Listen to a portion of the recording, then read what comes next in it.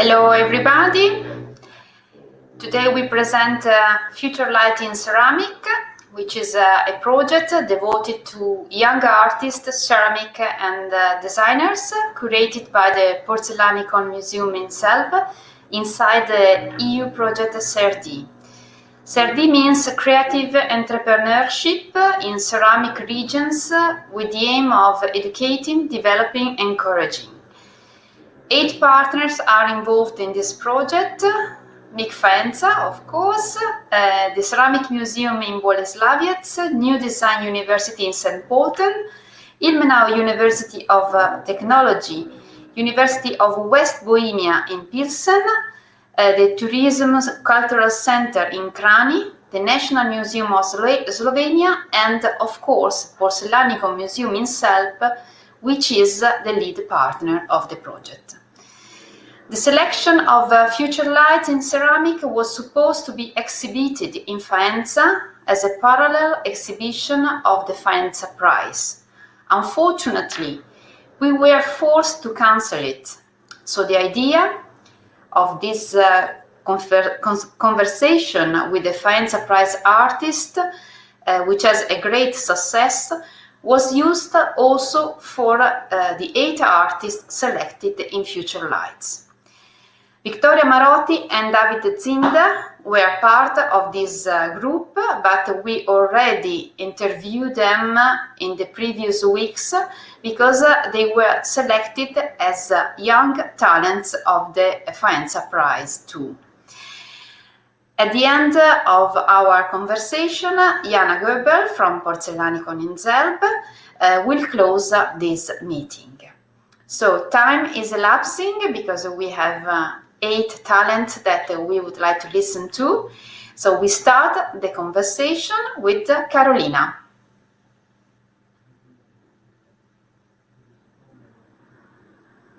Carolina was born in Poland in 1992, and now we show their works. Carolina, it's your turn.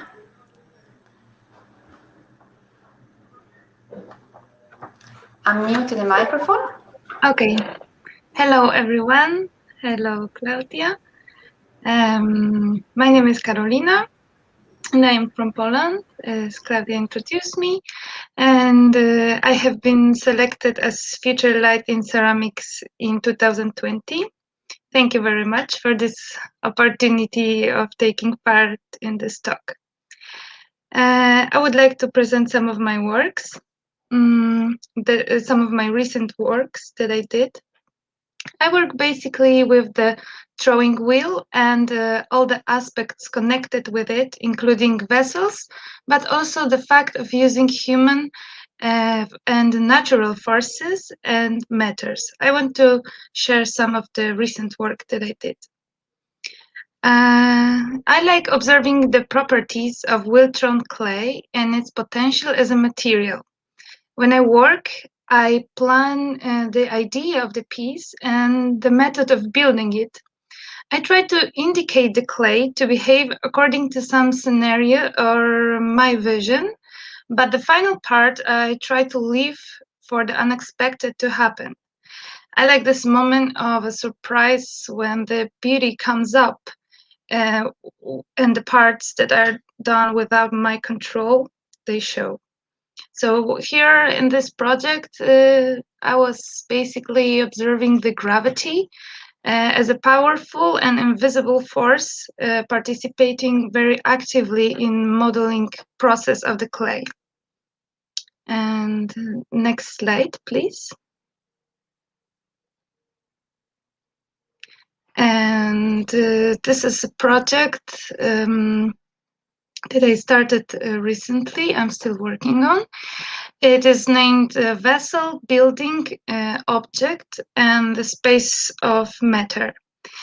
The ideas of containers, such as vessels and buildings that are necessary for humans to survive on Earth, lead me to the basic qualities of those objects. And here I was building wheel-thrown vessels and adding some features of clay as an architectural material. And this material, while used in architecture, it is often limited by ergonomics of geometry. In those pieces, I am checking how the wheel-thrown clay will talk with the geometry, and all the human traces and some decorations are hidden inside of the piece. And next slide, please. Okay. Sometimes I also consider the decorative, ritual, and religious aspects of ancient ceramics. And it's made me wonder whether we still have the ceremonial aspects of everyday life in our contemporary world. So I did some pottery shown here for my neighborhood, which is a former village that becomes a city sprawl, and almost every day there is a new construction of a house. So I made a set of simple, compatible vessels that you can connect together, and that's led people to build their own sculptures of their vessels in their newly built house, and also have useful objects. And is a project about the value and meaning of ceramics and also ceremonies and rituals in people's life. And the next project, okay, thank you. In my practice, I also sometimes interact with neighborhood landscape. In this work, it's called Prime Matter. I have built two big, it's around 100 liters vessels on potter's wheel, and I left them raw in cornfields. So natural forces like sun and rain, and also unfortunately humans, have destroyed the vessels and let them go in the ground. But those forces made also the corn grow. And I connect somehow the pattern of my fingers left on the vessels, that they correspond with the farmer's patterns, that and it shows some similarities in the ways of forming the earth by people. And the last project, yes, and this is a project that I made recently this year for Polish Sculpture Center in Museum in Orońsko, and and dealing with the vessel often connotate with the history of human cultures, ideas, and also some civilization constructs. So those things, I think, connect us all over the world and show that many things we have in common and many things don't change that much. And there are also some circles in the history. So by letting those huge vessels to fall along, they fall along with my body's effort of making it, and connect with the rain and show some truth about the world and about humans, maybe. And it can be poetic work, but also very simple and literal. So this project has similar expression to the previous one, but I was also interested, and I'm still interested, in how vessels change in relation to environment. For example, I was wondering if we perceive ceramics and vessels differently in a domestic space and differently in institutional space, especially in institutions like museums. And I still continue some works about that, but for now, this is the end of my presentation. So thank you very much. Those are the topics that I'm still working on, and I'm really happy to show it. Thank you, Carolina. It's a very nice and interesting work what you presented, and thank you very much for this condivision. And it's interesting the fact that you start from a very traditional topic, which is the vessel, and the throne wheel, and you arrive to study the idea of the structure.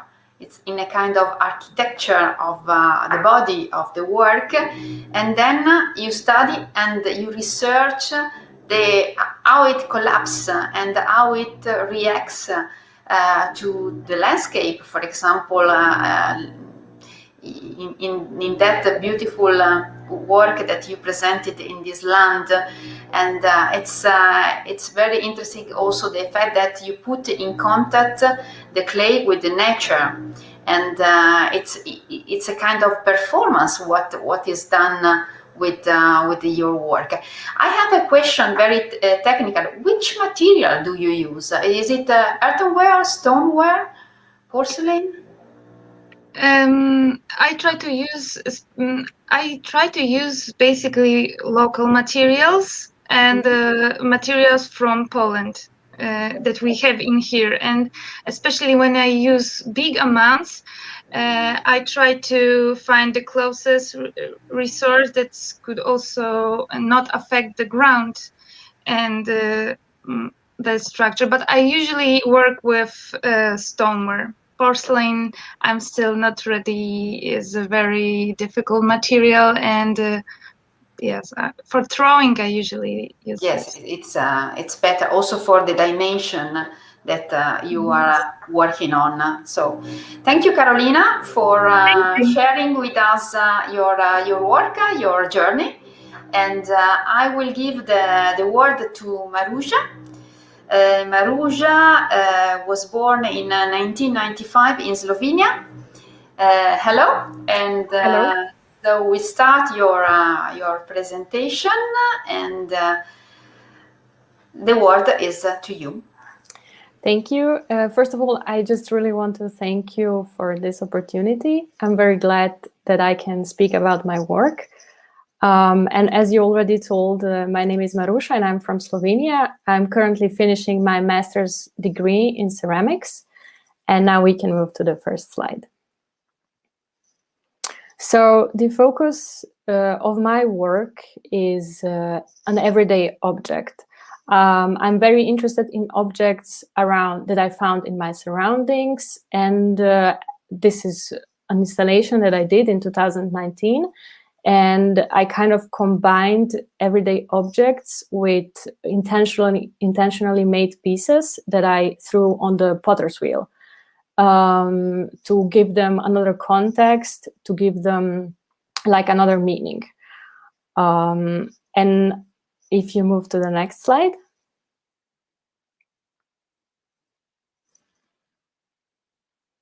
This is kind of a detail of the same installation. It was called In the Darkness, and I was researching people's feelings, how they find themselves in an unknown environment, surrounded with objects that maybe they do not recognize immediately. And this knowledge that I gained from this installation, I also implemented into some other works that I did that you can see on the next slide.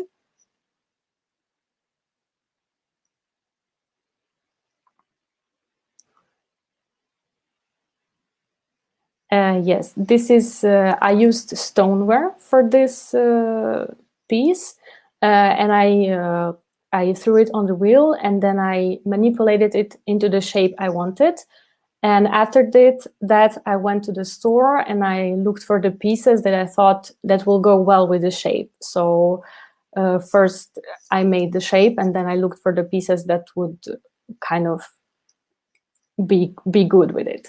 And all this research about an object that I could find around me, I implemented into my next cycle of work, where I was focusing on objects' purpose, function, and use, which are three basic ingredients of every object. And my main question was how to change any of these ordinary objects into art pieces. So if you can move to another slide.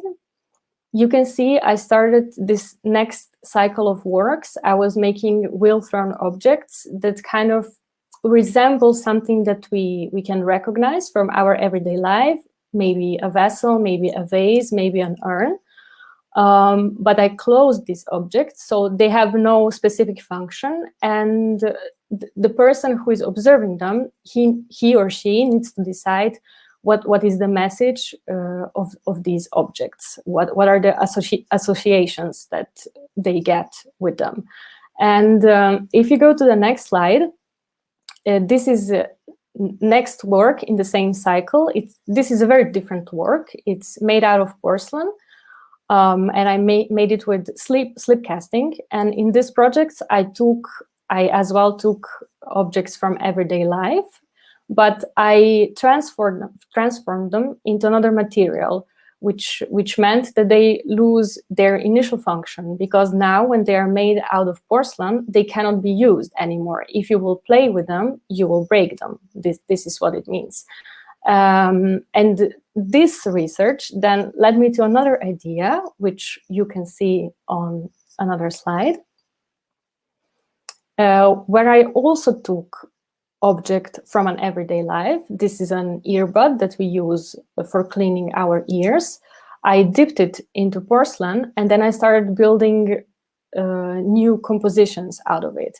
And these are some like dreamy, unknown objects, but they are made of like everyday objects that I found in my bathroom. And this is really constantly the focus of my work. And it's been with me for a year now, and I'm still looking for new ways how to implement it.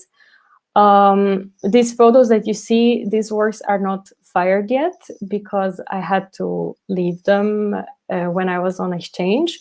But I got information that they came out really fine looking, completely the same as they're on this photograph. And I'm thinking now how to make new ways, how to continue this kind of ideas that I have.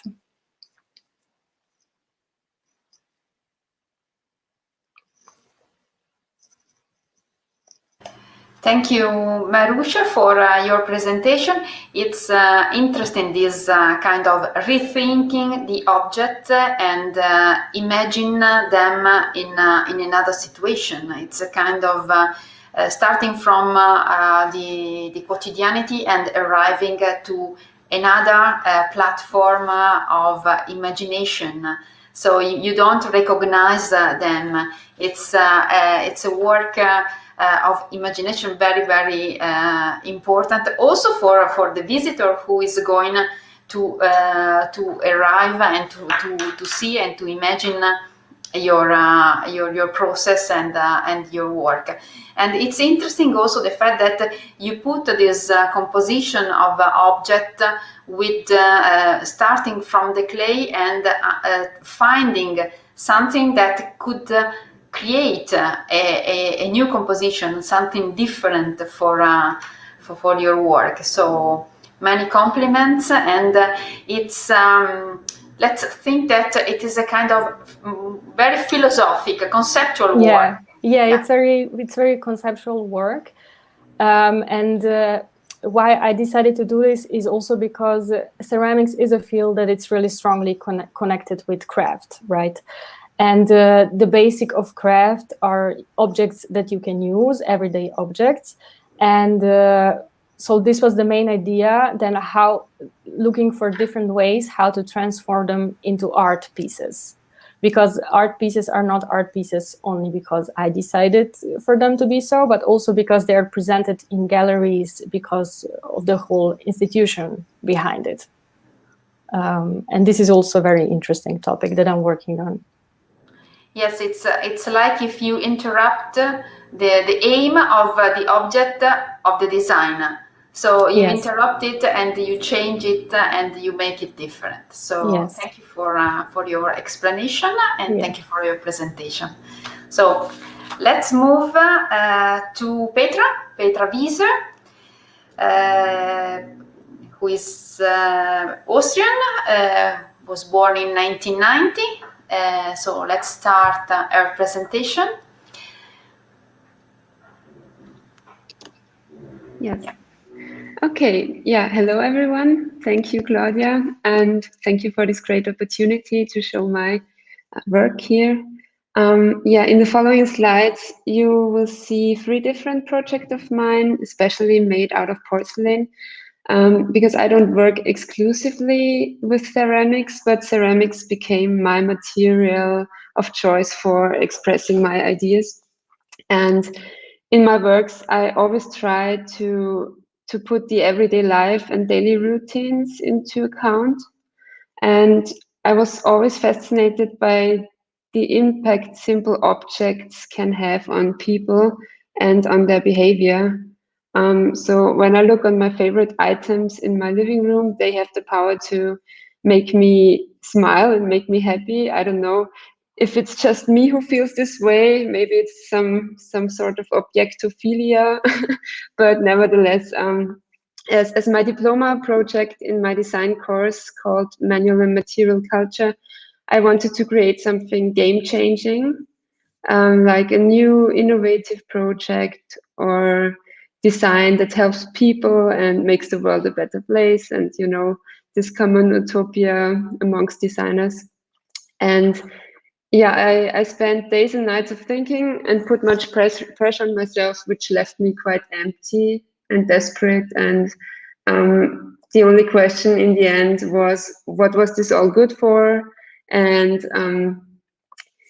is this my biggest problem? And what if tomorrow never comes? You never know when your time is over. And yeah, I put everything in perspective. And this is why I started my research on the perception of life and death in everyday life and the power of this field of tension between these two factors. So here you see my project, which the aim was to use this power and to create a contemporary memento mori object that reminds us of the transience of life, but not to depress us. Rather to help us to focus on the here and now and on things that really matter in life. And the name of the project is Journey, where it already contains the word earn, and as life already contains death in the end. So when the journey of life is over, this vessel, which stands in the living room during your lifetime, can also function as urn for the cremated body remains or simply as a memorial object for the deceased ones. Yes, so the next slide, please. The second project I want to show you is the floating vase. It's a quite simple construction with a porcelain vase inside, surrounded by glass test tubes from the laboratory and a silicone rubber band which holds the test tubes in place. So it's a material combination which emerged because I love flowers and I love the process of gathering the wild flowers outside. But at home, they mostly seem lost in ordinary vases.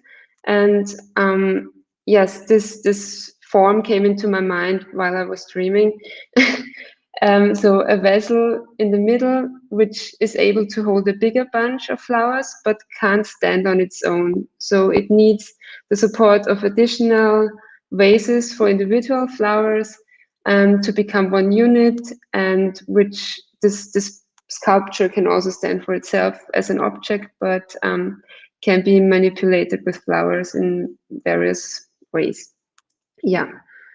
And the object intentionally consists of multiple parts because it was really important for me that it can be separated easily, it can be adapted, replaced, and easily be cleaned. So I'm always thinking about the process, what's next and what's after the use and so on. Yeah. And my third project on the next slide, it's a project which is currently in the prototyping phase. I'm currently working on it with a local coffee roaster. So it's a coffee dripper, which I 3D printed out of porcelain. So I also used many technological aspects also for mold making and for 3D printing the ceramics. And there is an insert disc with fine porcelain infill patterns. And at the moment, we are testing how the different patterns affect the flow and the taste of the coffee. So the more oxygen the coffee gets during this process, the more it affects the coffee. That's what the roaster said and what I also experienced already. And yeah, it's a wonderful interplay between two different fields of knowledge that complement and challenge each other. So that something new can emerge. And yeah, this is my way of working. I like this play between two individuals or more individuals, and how, yeah, what can emerge out of this. Yeah. Thank you. Thank you, Petra, for your beautiful work. So it's more design oriented. And I really like the fact that you mixed the media, different media and different techniques. Also the fact that you try to work with the 3D printing, and which is a challenge for the makers today. I think it's a very good opportunity. And I don't know how much coffee did you drink before tasting the last one, the last project, but it's the result seems to be very, very, very interesting. And you started with the first work which was selected for the Future Light, and you said that you work in a kind of memento mori, as a figure that can arouse from this work, and I found it very, very relaxing, and it is not the memento mori we always have as iconic image. So try to cancel this and yeah, but that was the intention, to take the fear of death and yeah, to transform it to something I like to touch, I like to see in my living room. So I always like this. I want to push boundaries somehow in the thinking, and also, yeah. Mm-hmm. And you said that you work with different materials, and apart from ceramic, which is your favorite one, of course, which is the other one that you prefer in mixing up together with ceramic? Yes, of course, the glass thing. I don't know anything about glass blowing, or but glass and ceramics, it's a match. And wood, of course, wood and rattan. If you know. Okay, so very different. And last question, and then we go on with the presentation. Any of your prototype went on commercial production? Not yet. Not No. yet.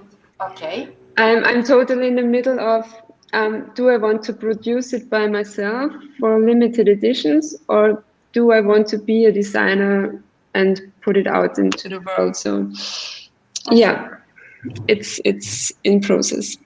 Yes, it's in process. So good luck for your work. And so we pass to the word to Edina Andrasi, who was born in Hungary in 1985. Edina, it's your turn. So let's start your presentation. Yes, hi everyone. I'm happy to be here and present, and thank you for the opportunity. My name, as you told before, is Edina Andrasi. I graduated as a ceramic designer in Hungary, but I also had the chance to study in the Glasgow School of Art in Scotland, and I am exhibiting in ceramic-oriented exhibitions since 2011, and I am just recently also a teacher of design in Hungary's one of the newest design campus. Yeah, And we can go to the first slide. Yes, I had a series of sculptures, and their title is Bright Deflates. And this collection of sculptures are in connection with the life situation of motherhood, becoming a mother,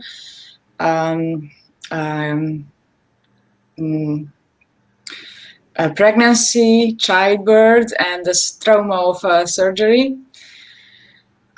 They are made of paper porcelain with a unique technique, and so basically they are imprints of feelings that I had during this time, like feeling vulnerable and losing the control on my body. And so when I built these shapes, they are big balloon-like shapes, very tight. And when I put it in the kiln, they collapse and they gain their final shape without any of my control. Next page, please. Yes, and I kind of continued this series of sculptures, but with the aim of controlling more the firing process and to get the shapes more stable. And so it went to another direction. It's not anymore about collapsing and having this feeling of losing control, but to become some of light creatures, some creatures of their very first life cycle. Next image, please. And so there is light inside these sculptures, but the role of the light is not to have really light, but to show another dimension of the material, the porcelain, to be able to see the layers that build up the whole shape. And this is also a play with the time, because when you see the object, you can also see every step of the process, basically. Yes, next, please. And so I had a lot of lessons from doing these sculptures in the term of material and the technology, and I started to focus on more simple shapes and more functionality. So I made this lamp collection of 2 lamps. One is 25 diameter, and the other one is 35 diameter wide. They have proper assembly, and they really look like a prototype of a future product. And they are also made with this technology. They are built up from 5 layers of porcelain with different silhouettes. And I was focusing on so to have this material thick enough to be stable and not to break. So yes, that's to be stable, but also to have the translucency of the material. And the name of this lamp is Lumimosa, which is an association to the words light, and mimosa, which is a plant that is very sensitive, just like porcelain. And this is the 2 words combined together. Yes, next image, please. Yes, this is a closer look of the lamp. And the next image. Yes, and very recently I started to experiment with this kind of the same technology, but concentrating more on the surface of the object. And so working with paper it makes easier the whole process of working with porcelain, because it doesn't cracks as easy. And also with these layers of porcelain and paper, I can make colorful patterns, and I work with this as a collage. So basically I can make paintings, or this is the goal, to have a complete freedom, and to have basically being able to paint on porcelain with this technique. Yes, and the next image. And also because this is different of just painting on porcelain, because these layers also rise from the level of the porcelain, so it kind of has a tactile experiment. So when you touch it, you can feel the layers, and this is very interesting right now for me as well.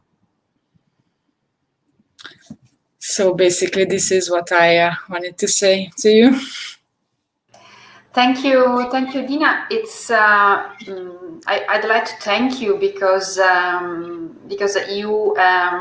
you gave us your personal perception of your work together with your life, and this is very important to see this search of an equilibrium through the clay, no? And it's finding equilibrium, and you arrive to this balance, which is color. And you start from the white and you arrive to the color. And it's also very interesting the fact that your shape is going to a perfect form.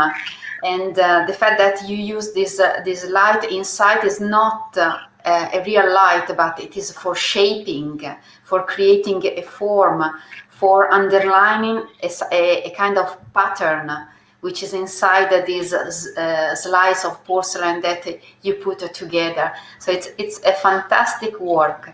So thank you very much. And I can imagine that it was a long process, a long personal process, but you arrive to a perfect equilibrium, a balance that is very perfect for your work. So thank you very much for yes, thank you too.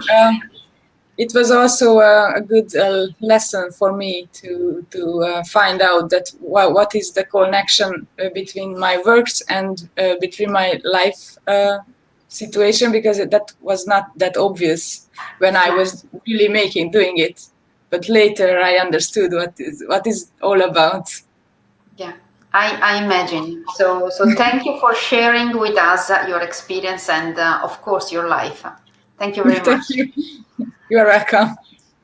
So next for next conversation will be with Lotte Schlor, born in Germany in 1993. So we started the presentation. The word is to you. Hi, thank you very much for having me here to give me the opportunity.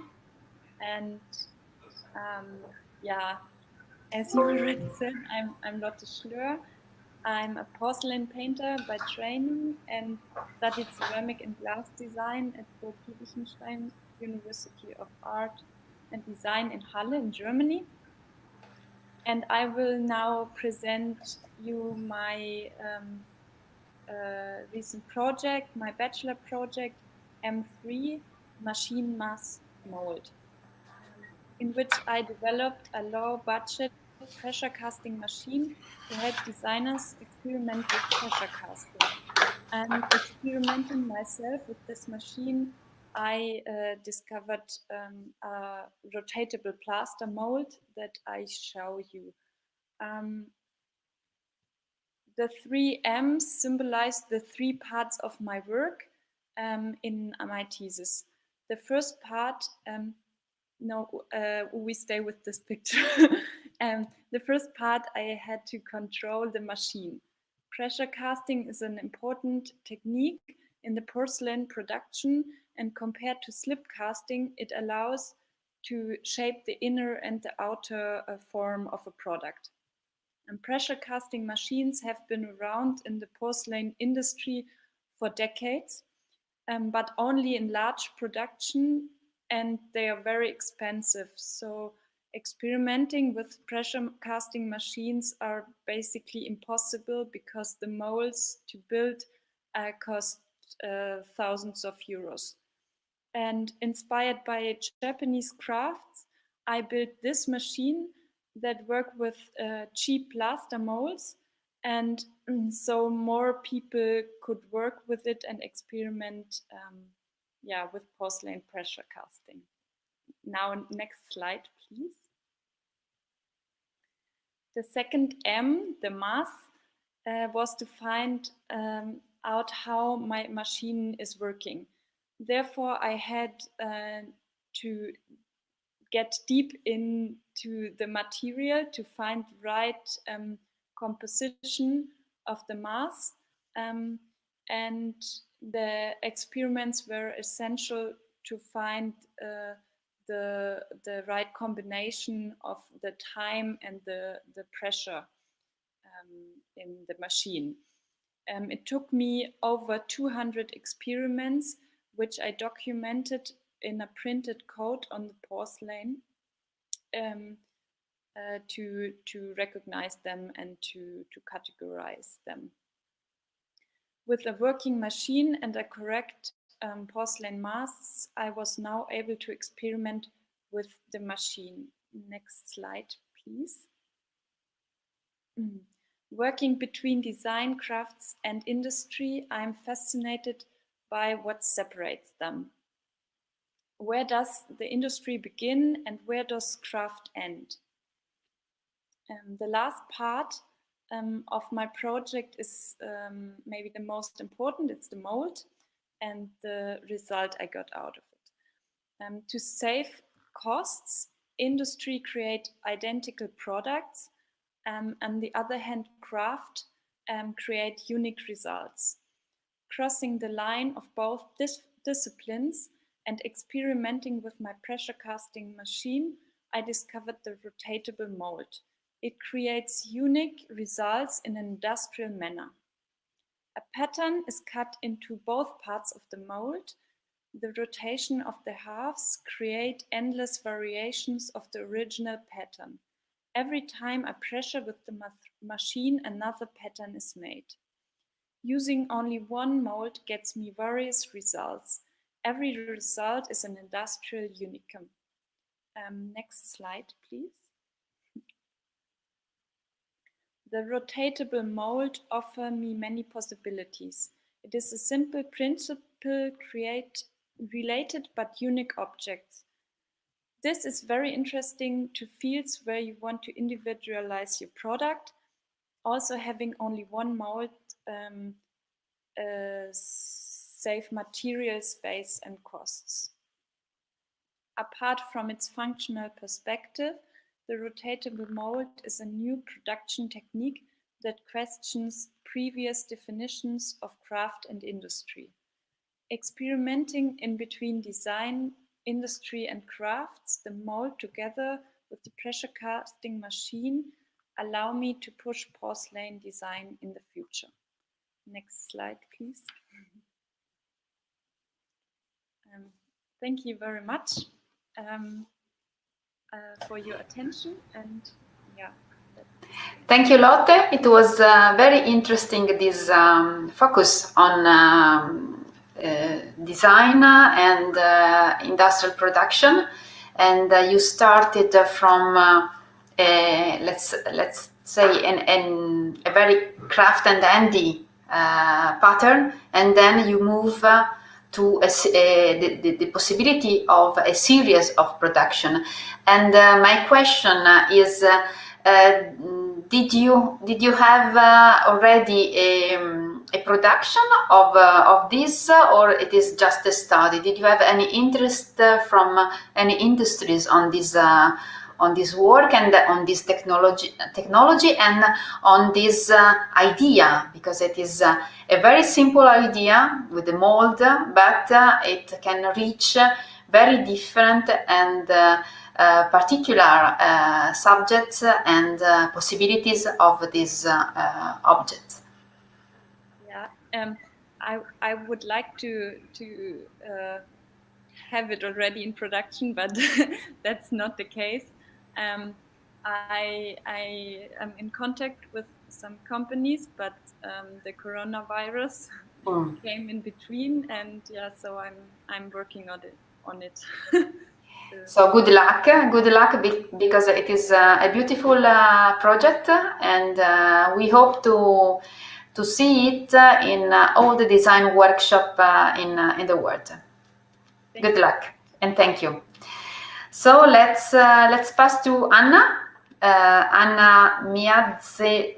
I cannot pronounce the surname. Sorry, but today it's very, very difficult. So Anna comes from Belarus, and she was born in 1988. So let's start the presentation, and you will tell us your surname. Greetings to all participants of this interesting talk about ceramics. I am pleased to meet all of you and want to thank the organizers for the opportunity to introduce myself and my work. My name is Hanna Medvedeva, and I am from Belarus, where ceramics is unfortunately not yet well supported now. I see my mission to improve this situation, and my current job is to teach art ceramics in the Fine Arts Academy. I am interested in many questions about the development of ceramics, in its historical aspects, and as well as in contemporary expressions. And I know that Faenza is a very fantastic center with Museum of Ceramics, which I absolutely must visit one day. So about my work, I'm the kind of artist for whom how objects interact with their surrounding is very important. I like to explore how my works interact with air and light around them, and how the nature of this interaction changes the perception of these objects. Using structural and textural techniques, I can achieve passing air and light away from the dense surface, or allowing air and light to sink into loose surface, or letting air and light come through in open work structures. I like this technique because it allows me to create light and wasteless structures, but also allow me to work in the shapes, structures, and graphics which result naturally from the play of light and shadows. In this slide, you can see some details of my works with these graphics effects. I'd like to talk a little bit about my technology, because a lot of people wondering about that. So thank you. I generally start with the rather traditional stages of sketches and small models, in which I refine the shape and details. Then I move on to larger models and make plaster molds, usually of some parts. And then quite a long process of build the structural walls inside the mold. After the skeleton out and finishing without the mold, it's a very important stage because construction without plaster mold is very unstable and delicate. This is usually followed fine and 1250 degrees. The whole process, depending on the complexity of the object, can take from several weeks to several months.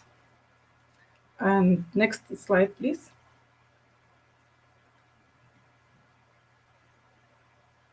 In these objects, I used porcelain slip tinted to add some oxides. This piece also belongs to a series about the movement to air. Here you can feel the breeze of nature awakening after winter. And you can sense it in the symmetrical rise form and the color scheme. And next slide, please. This work also about the state of nature, and it was inspired by my walks into the forest, where I love to explore the gaps between the crossed branches of trees and watch the light slide over the loose moss. Truly, nature is a place of strength of my power and a limitless source of my inspiration. And next slide, please. And finally, this work from the intro series was I made last year as a part in Gauda Polonia scholarship in the Wrocław. I chose the Academy of Arts in Wrocław as the place of residence for this scholarship, but plans were disputed by lockdown, and almost of my entire project had to be done by distance in a flat I rented. Therefore, I had to change the porcelain to more resistant materials like stoneware and turn to more solid forms. Which I could then transport to the firing place. I think despite the challenges, it was successful in my creativity because it gave me the impulse to make more sculptural forms. And I would like to future develop this direction as well. So basically all.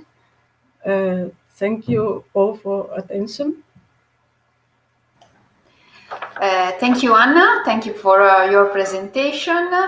And I really like this interaction with the surrounding, the nature and the forest in your work, in your previous work, let's say, and this also there is a kind of connection with the work that we have seen with Edina, with this interaction in a different way, of course, with light. And thank you for sharing your technique and the difficulties of these delicate processes for creating these very soft and light structures that is very important in creating in porcelain. And then you arrive to stoneware, which is something completely different, and which is in my opinion, a great opportunity for creating especially big sculpture, big structure, and I think that this will help you in a different way for shaping new forms for your sculpture. So thank you. I think about it. Yes. And Thank you so much. thank you. Yes, and we will see in the future your works. And we pass now the word to Chloe Monks, who will speak a perfect English. Yes, of course. very She is born in UK in 1994. So Chloe, the word is to you, and let's start your presentation. Thank you, Claudia. Yeah, thank you so much for having me. It's so great to be here. Thank you to Future Lights for picking me last year and for today to be showcased with everyone else. My name's Chloe Monks. I'm from the UK. I graduated from the Royal College of Art last year. I was doing a master's in ceramics and glass. And if you could go to the next slide, please. So during the master's, my practice developed largely and became heavily focused on material innovation and ceramic research. I have two overlapping avenues to my practice. The first one is oxidation-fired works that challenge the material properties of glaze as a substance, and the second is focused on reduction-fired works, looking at glaze as a surface, but also delving into the depth and spectrum of colors that is achievable through glaze chemistry. And throughout my education and continuing in my practice at the moment, I have been fascinated by the changing state of a substance. I'm curious as to how glaze can be given function that isn't simply used to seal a surface for sanitation or as a decorative element. In this piece that you can see, gum joints, this is an oxidized piece. Oh, sorry, could you go back to gum joints?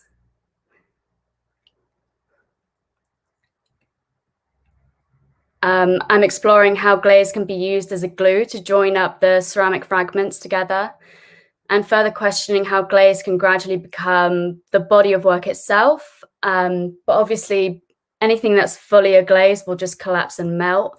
So I'm looking at ways to produce works that reach this limit but do not cross it. So the actual ceramic acts as the framework for the glaze to sit upon. And the white porcelain creates a blank canvas upon which glaze textures can be expressed. And the influence for creating these ceramic structures was developed through researching notions of formlessness. I was looking at Georges Bataille, Yves Klein, and Rosalind Krauss with their essays about formlessness. The inspiration made me look into simple, fragmented forms, which has led me to works that I produce now, constructed, precarious, and balanced structures that move during the firing. And my next slide. Thank you. As mentioned, the second aspect of my practice is the exploration into reduction firing. The glazes I've opted to pursue and develop further throughout the year have all been highly textured and colourful, with a particular appreciation for the rich colours that are achievable through reduction firing. So I really love copper reds, like you can see here. These glazes can appear monotone in colour, but close inspection reveals swirling complex worlds of colour and tone. I first started doing gas firings when I was in India. I worked with Vineet Kakkar, and he purely uses gas firings for his works. And I also did a residency at Sambal Ceramic Art Institute in Jingdezhen, which heavily influenced me again to push that desire further. and I've always found the results intoxicating. And again, my forms continue to be architecturally assembled structures. The intense heat of reduction firing the works allow the porcelain to sort of relax and settle during the firing. And since graduating, I have been without a gas kiln because obviously it's very difficult to sort of set one up straight away. So fortunately, I've received funding from the Crafts Potters Association to work with another artist who has a gas kiln. So I'm hoping to develop and complete a body of work this year. And my next slide. So this is another example of the color palette that I've been working towards with the gas firings. One thing that is consistent through both my electric and gas-fired work is that they are based upon chance and effect. Although I speak of chance and effect, the foundations of the work are carefully calculated through planning, preparation, and documentation. That being said, my making process leaves room for improvisation, so I sort of know how I want the piece to operate, but I'm not quite sure how it might end up at the end. And in all my works, I find that time takes center stage. They sort of don't seem to be that fixed. In a moment, they could possibly collapse and resolve into a pure form. And my next slide, please. So this piece, Copper Veil, as well as using glaze on the surface of the body, integral to the body, I've been developing works in which the glaze is veiled over the works. I found these works showcase more fluidity, unity, and movement. Movement of the glaze and movement of the structure as the glaze begins to put more pressure on and makes it collapse a bit more. And as the glazes are becoming thicker, sheet-like fluids, I've looked at writings by Freddie Mason and Jean-Paul Sartre around the theme of slime. I feel like it sort of resonates with my work. And a quote from Jean-Paul Sartre, his being a nothingness, that I quite like is this: slime is the bridging material, oozing itself forth, the connection, the join, the glue, the paste, the solidification of unison. And my next slide, please. So this is my final piece and my most recent large-scale piece that I've been working on. I developed a repetitive multiplication of porcelain fragments that continue to act as a framework for the veil. As the clay acts as an armature, it is no longer the ground for glaze's surface, but instead as a support for glaze to work as a form. The glaze is stretched to its maximum, so it's sticking objects together and flowing loosely through open space. My current studio, I got a kiln that just goes up to 1200, which is low for me. I'm used to going much higher, but it's been really good to be able to experiment and just see how much I can stretch and make glazes more and more fluid and yeah, make it just be permanent. But thank you. That's my presentation, and thank you so much for listening. Thank you, Chloe. It was very interesting, and I see a kind of relationship with the first presentation of Carolina with this idea of working on the instability and the collapsing of the structure. And yes, you are looking for a kind of instable balance of structures, and you work on and you stress the fragility of your work. And I found a very interesting experimentation on this stressing, because yes, it is an experimentation, but it seems that everything is balanced. And so probably you arrive to the point where you know perfectly well your material, and you know how to arrive and how to reach some results. So thank you very much. Thank you. And thank you also for showing us your recent works. So all of you put in the presentation also the recent works, and it's interesting for the public to see a kind of journey in your artistic work. So thank you very much. So we arrive to the last presentation of today with Elena Patel. Okay, I hope to have pronounced rightly your name. She is from the Czech Republic and she was born in 1991. So let's start her presentation. Thank you, Elena. Hello, everyone, and big thanks for having me here. I'm originally from Prague, but I took my degree in Jan Evangelista Purkyně University in Ústí nad Labem. And during my short artistic practice, I've been interested in different ways how art, biodesign, design, and the craft of ceramic can be connected. I also collaborated on several exhibitions and creative projects working mainly with the concept and context of ceramics object. Project on the wall that you can see on this slide show me how important is the communication between artists and the strength of participative art design projects. This project experiments with the possibility of repeating the process of hanging a plate and its transformation into a wall painting in the context of today.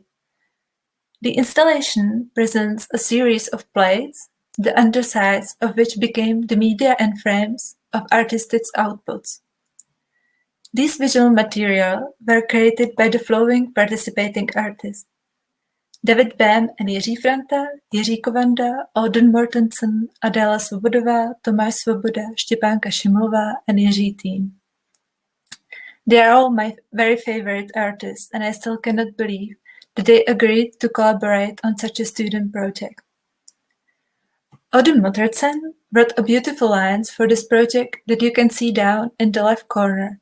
These lines are: "We wanted flying cars, instead we got 140 characters." By these lines, he refers to a title of the project and installation on the wall, and points not only to the physical, but also the virtual place on a wall, in this case a social network Twitter, that gives you a space of 140 characters to express yourself. And in this project, both of these places, the virtual and the physical one, are connected through the need to showcase something in a place which is on display. In this picture, we can see the figure from the collection which is called Mascots. The major inspiration for me became this feeling if you were sweating on a temporary job while clad in a mascot costume. It's just that the costume was designed by a bigger handyman or jack of all trades than you. And so there is a contrast of what it's from the big world where we live in and from the small world that is supposed to be for fairy or our creations. The work brings three figures that portrays me as captured in three situations via corresponding costumes: a shark, a rocket, and a fly agaric. The costume of the shark that you can see here stands for my wish to become much more eager than I'm now. On the next picture, if you can forward it there, please. Thank you. On the next picture, we can see spaceship that stands for the feeling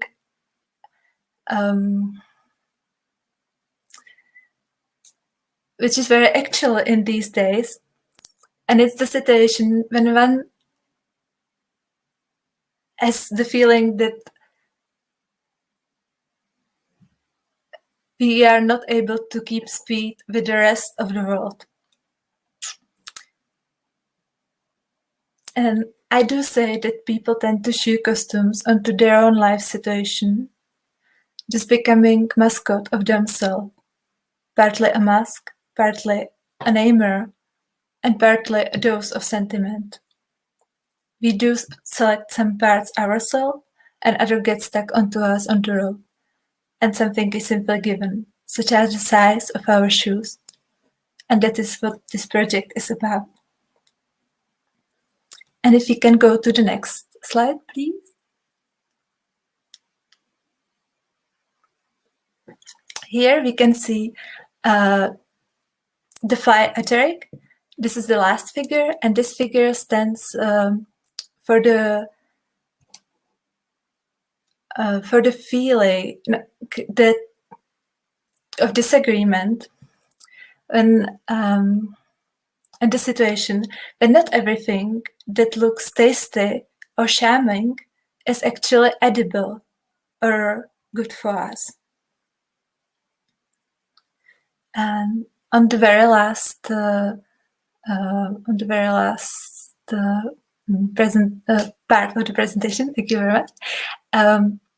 We can see the output of our studio Wrinkle that I ran along with Eileen and Faenza.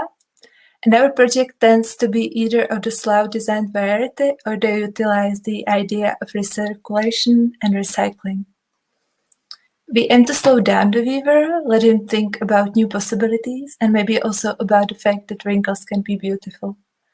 Last but not least, we take humor as a guide for today's viewer. During our search for ways how sustainability and craft can be related, we came up with Project Nemaskals, that is reusing breadcrumbs. Nemaskals plays with the fate of old bread that made nobody smack their lips, mlaskat in Czech. The collection presents a transformation of bread rolls and loaves into an object of desire. The combination of breadcrumbs and porcelain brings the object a new form, reminiscent of a treasure found in the forest or sea. Yeah, that is it. Thank you very much. Thank you, Elena. Thank you for your presentation, and it was a nice overview of your work. So your material is porcelain, also in the last. Yes, always. Just like my niche. Yes, yes, and it's very interesting. The last picture that you sent us, that you show us, was very, how can you say, actual, because you spoke about sustainability, and which is one of the main topic of all the thematic and all the agenda of today work. And do you work now still on this subject, or you changed and you work more on the philosophical figurines of the mascot? What is your preference now? Well, now I'm doing like a version of these two subjects. Yeah, the project is going to be called like Shelter, but it's still not finished yet, so I'm not presenting it. But it's mostly about like the situation of these two previous years with coronavirus, when everybody has to go more like inside and discover its own shelter. And I'm basically like dealing with the space inside and not outside of the surface, and also recycling eggshells during this process. Okay, so it will be a great challenge for the future to work on this subject. And yes, we see that coronavirus create many difficulties, but also many opportunities on researching and on finding inside ourselves some great resources. So thank you, Elena. And thank you very much. Yes, it was a great pleasure to meet you virtually, and I hope that Jana Göbel will be online, because we are going to the end of this meeting dedicated, as I said, to future lights. And I don't see Jana, and perhaps there is a problem of connection. And I am very sorry for this. Let's wait some minutes and let's see what is going on. As I said at the beginning, Jana Göbel from the Porzellanikon Museum in Selb was one of the is the organizer of this Future Light. And here she is finally. Jana, the words to you to close this beautiful conversation. I really enjoy the 8 talks with the artist and very different practices, but a great opportunity to see their research, and even if they are young, they presented very great works. So it's to you the closing of this day. Thank you very much, Claudia. I don't have much to add. I totally agree with you. It was very, very impressive. Thank you all very, very much that you shared your experiences and your creative working process as well as your techniques with us.